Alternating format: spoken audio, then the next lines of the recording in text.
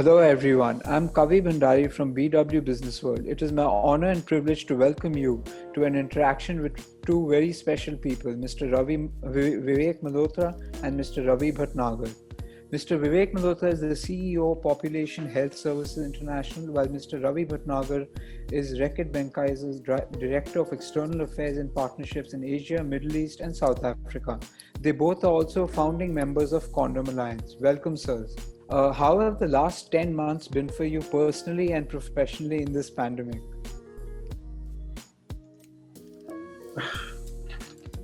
Professionally, it's been more tough. Personally, of course, you just have to be safe. And professionally, why it's been tough is that not only it was a big shock, but you also have to take care of your teams. And we have team across India. You have to, ensure they are safe, and then also keep serving our clients. So both that has been a much bigger challenge in the pandemic. Yeah, for me, personally, it was very, very exciting times. So this was a beginning of a new era for the hygiene business. So we are in the hygiene business also. So we're very busy with managing the supplies. And when I talk about very on the personal front, I lost my dad during this pandemic. And I myself, was down with COVID and was in the ICU for a period of more than 15 days. So it was a bit challenging, was very difficult to manage family front as well as the business both. But by the grace of God and by the blessings of all, I am back to work and, able to contribute back whatsoever little I do. Okay, sir. Fantastic. I'm very sorry to hear about your father, sir. Sir, so what is your take on the linkages between sexual health and mental health as far as youth and adolescence category is concerned? Yeah, there's a strong linkage between the sexual health and mental health because, mental health, because there's a lot of confusion between the mental health and mental illness. So, but both are very, very different things altogether. And when people are losing jobs, when people are sitting at home, there is a level of frustration. People don't know what to do, how to unlock these all days when there was a total lockdown. Some days it was partial, some days it was full. And, still there were a lot of places which were categorized under the red zone and the orange zones. I must understand, and what I have seen personally during my work with the LGBTQ plus populations and with the other populations we work in India, what I see is there is a huge need of addressing the mental health issues along with the sexual health also. Because, I was seeing the news released by the NDTV recently, when they said, there was 59,000 plus children born, the highest number of children born in India. On this New Year's Eve, and followed by that, the China had the second highest number of children.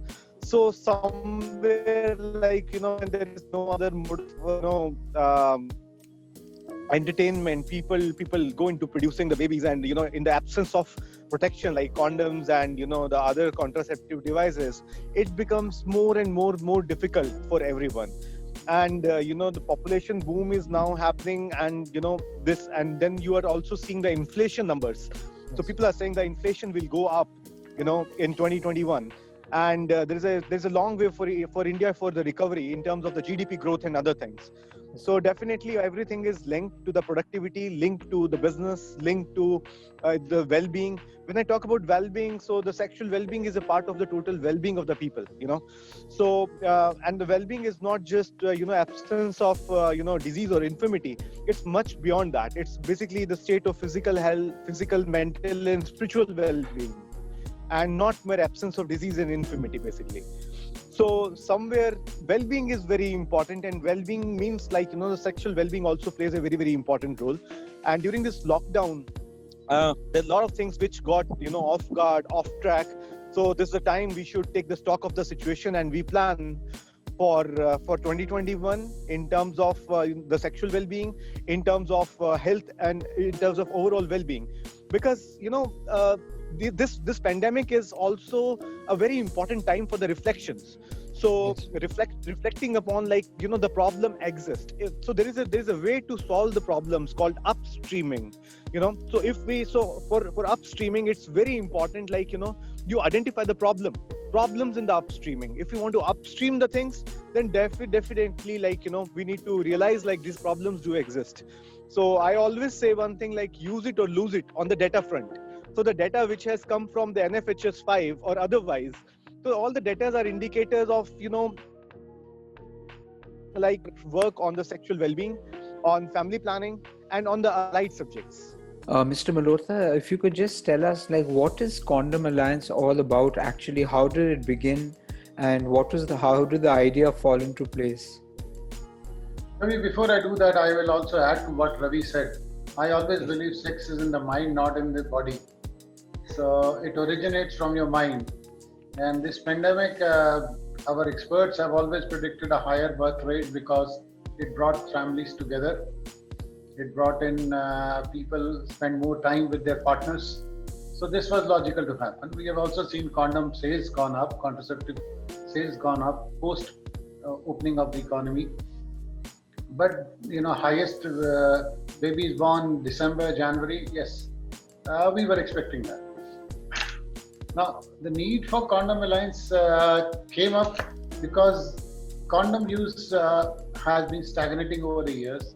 It has not been growing as the youth has been growing, entering reproductive age. You know that India is going through the population change where we have more sexually active youth now than ever before. Yes, sir. So, but in relation to people entering reproductive age group, the condom use has not been going up. And this was a primary reason for Condom Alliance and condom marketers and manufacturers to come together to understand, why it's happening and what could be done to actually increase the size of the market based on the number of users who enter the market. As a founding member of the Alliance, one of the very interesting and important things is like, to create a scenario definition where, there is not a band-aid solution, but there is an enabling environment so that, all the marketers, all the manufacturers, all the academia, the researchers, they all come together and they find out the solution for the new age problems. Because, there is a big still in India, there's a big difference between India and Bharat. So one of the objectives of, the Alliance was to bridge the gap between India and Bharat to new kind of products and services and, ideation, what can happen. So people like Vivek, people like me, a lot of other people have joined this alliance who bring different kind of skill set to the alliance and resulting into something which is good for India. And basically it is an integration of, brand purpose with the national purpose and the country purpose. So every company is different in terms of the vision, philosophy and other things. But, the overall vision remains same, which is the national purpose. So this alliance came forward for catering to the national purpose of, family planning, so that all the right efforts and the right technology and the right people all put their efforts together and make it more stronger and robust, so that we don't pitch for the small short-term solutions, but we go for something which is more, robust, as well as which is more sustainable. Yes, sir. So, like, how do you see Condom Alliance contributing to the overall increase in condom usage patterns in India, and the information on specific step-by-step pillars that that you would want to address and achieve as well? So, Kavi, this will, mean that I will probably have to explain the current issues with marketing of condoms and the need to address them so that the condom use can go up. But in addition, on the other side, if you do it from the 360-degree view, condom marketers and manufacturers have faced that India has a lot of restriction in expanding the condom market. The condom marketers and work in the market with at least one hand tied behind their back. So on one side is limitations on what pricing can be charged, even if the consumers are willing to pay more. On the second side is what kind of advertising can be done. Now, condoms are treated very differently as compared to on other products, where you can see even deos being more aggressive in their marketing. Then the laws on, as you know, on the OTT platforms and internet are far more looser than the laws on the organized channels like national TV, newspapers and press. So it was felt that a single player cannot actually address all of them. We should all get together, and of course, all the behind the agenda of many of us getting together is to increase the contraceptive use in the country. And once the contraceptive use goes up, automatically the population growth will come down. Over to you, Ravi. Yeah, very rightly said, Vivek. I second what you are saying. And on the top of that, one of the major things by this alliance is to target the adolescent. Because if the adolescent populations are left behind, then the chances of success of any programs which are linked to the public health or especially the family planning programs is very, very limited. So therefore, the adolescents are the center of the communication. And a lot of investments in terms of thinking, in terms of mentoring, in terms of support, this all going into the adolescent channels so that our future, the adolescents are future ready. Because what we have seen is there can be unprecedented growth in the population if the adolescents are not given the right kind of communications. Maybe what we have realized as a coalition is it should be culturally adaptive communication rather than just a flat communication which goes to everyone. Earlier it was hum do, hamare do, or something like that. There's a lot of evolution in terms of the messaging. There are different kind of nudges which are being prepared and used, and we're also experimenting with certain nudges so that the adolescent get the full usage of the products and services which Alliance is planning to take forward. What do you think about sexual education in schools? Like normally these days we don't. Till a couple of years back we didn't have the usage of the sexual education in terms of usage of condoms, safe sex, everything. So it was that subject was considered very sensitive. But what do you think? Should we have it as a subject in schools? Should I answer it first? Yeah, sure. Go ahead, Ravi. So, very, very interesting question. Very interesting indeed. So, from last 3 years, we were trying our level best, can we bring something to the adolescents in India so that their adolescence and sexual well-being needs are being taken care by us in a way or another. It is the most difficult program ever which we have ever launched. So we launched a program in the Northeast, in 7 Northeastern states called the Birds and the Beestalk. And the program doesn't just talk about the sexual health and well-being. It starts with something which is the good touch, bad touch, cyberbullying, and it's very, very comprehensive in nature. If you want, I can send you the copies of the same. And there are 32 videos which are being created in Manipuri, in Mizo, in Naga, in English, so that all that content can be used by the teachers, by the students. And we have also seen one thing: there's a lot of resistance. There's a difficult and different type of resistance. I must quote Prime Minister Modi once he, recently said, UN needs to really restructure and rethink about, their reforms. So I must say, a lot of things sexual well-being and products for the, children they fall into the ambit of UNICEF. They fall into the ambit of UNESCO when you talk about the sexual reproductive health and all that. Yes. The progress has been so slow. The progress has been really, really slow. And, India really needs the efforts to push the momentum towards educating the youth, introducing the adolescent sexual reproductive health curriculum, which are basically, age appropriate, which are not, instigating the children to, experiment with the sex. Because if you Google, there is a lot of criticism what the UNICEF is drawing for the continuous sex education. If you Google it, CSC and sex education, the first thing is people are asking to UNICEF, stop doing CSC, which is a continuous sex education. Therefore, the need of change in the format is required. There is a need of experimentation with the new nudges is required. Maybe the curriculum needs to be more comprehensive in nature. It should talk about the life skills, and then it should graduate to the sexual well-being and those topics. There should be the very interesting and important topics like POSCO, which is the prevention of sexual offences with the children. That needs to be part of that. It needs to be looked into the gender. With the gender aspect, it needs to be looked into. So because women are more vulnerable, girls are more vulnerable. So how they should protect themselves.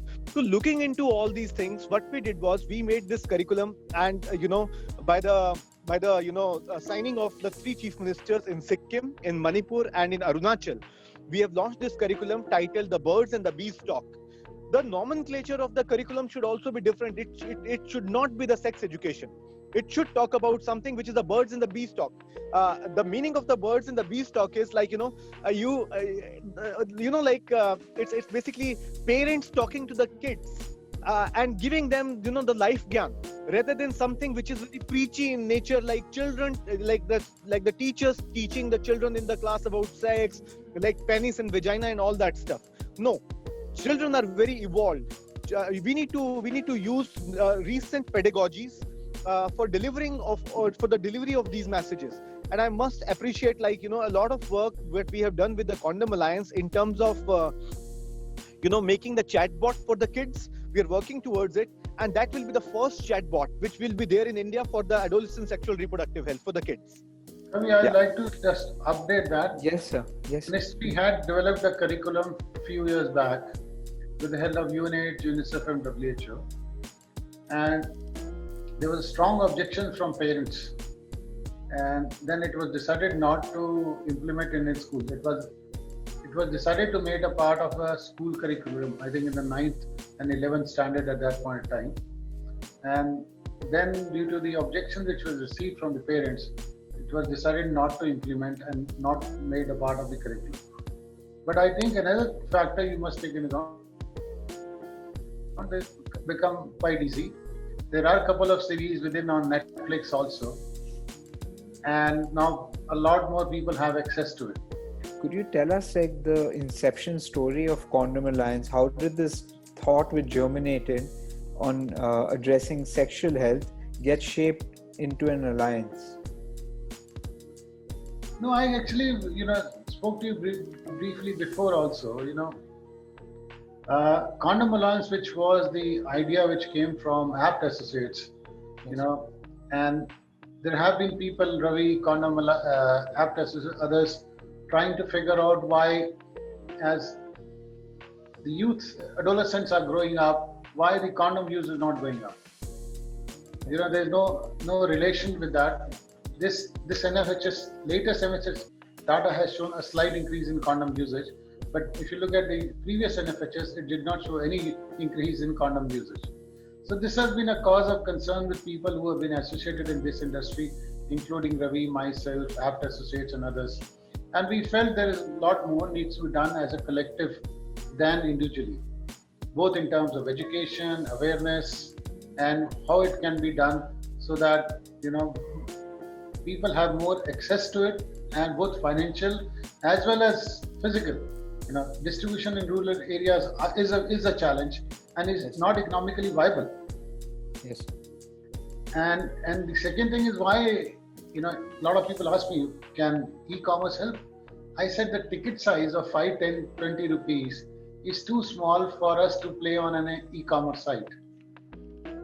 And, Ravi markets products which are around 50 rupees, but still working through e-commerce site on a 50 rupee product is again, logistics costs are more. So the whole collective came up and, based on condom use is not going up. We have adolescents, with number of adolescents going up, and population also. How can we address these challenges? And that's how the Condom Alliance got germinated by APT Associates.